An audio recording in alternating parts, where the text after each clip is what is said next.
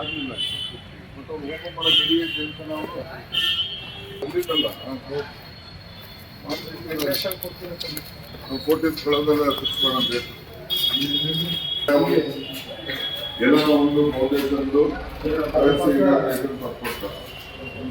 ಈ ಸೈಜ್ ಇದ್ರೆ ಈ ದ್ರಾಕ್ಷಿ ದೋಸೆ ಇದ್ರೆ ಅದು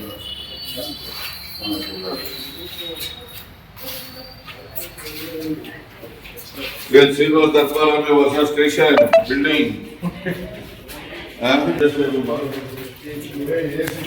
ಎಲ್ಲ ಕೆಪಾಸಿಟಿ ಮಾಡು ಅಂತ ಹೇಳು.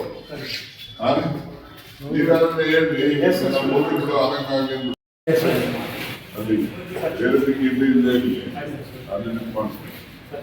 ಮತ್ತೆ ಆಫೀಸು ಚೆನ್ನಾಗಿ ಕ್ಲೀನಾಗಿ ಇಟ್ಕೋಬೇಕು, ಮತ್ತೆ ಟಾಯ್ಲೆಟ್ಸ್ಗಳು ಅವು ಇವು ಎಲ್ಲ ಚೆನ್ನಾಗಿ ಇರಬೇಕು. ಆಯ್ತು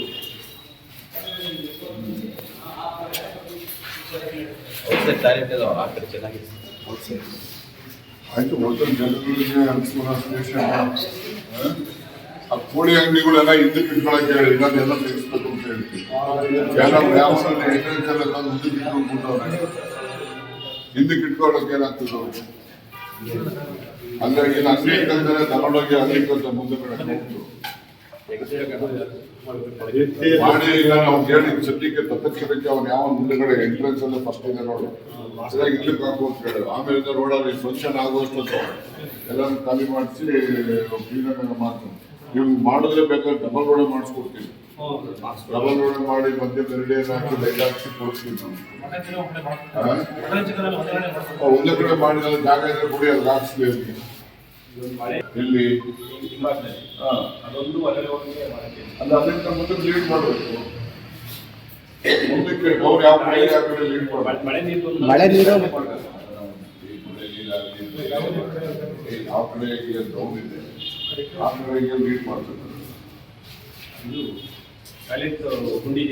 ಪಿಟ್ಗುಂಡಿಗೆ ಜಾಯಿಂಟ್ ಮಾಡಿದ್ದಾರೆ ಮಳೆ ನೀರನ್ನ ಎಲ್ಲ ನೀರಂತ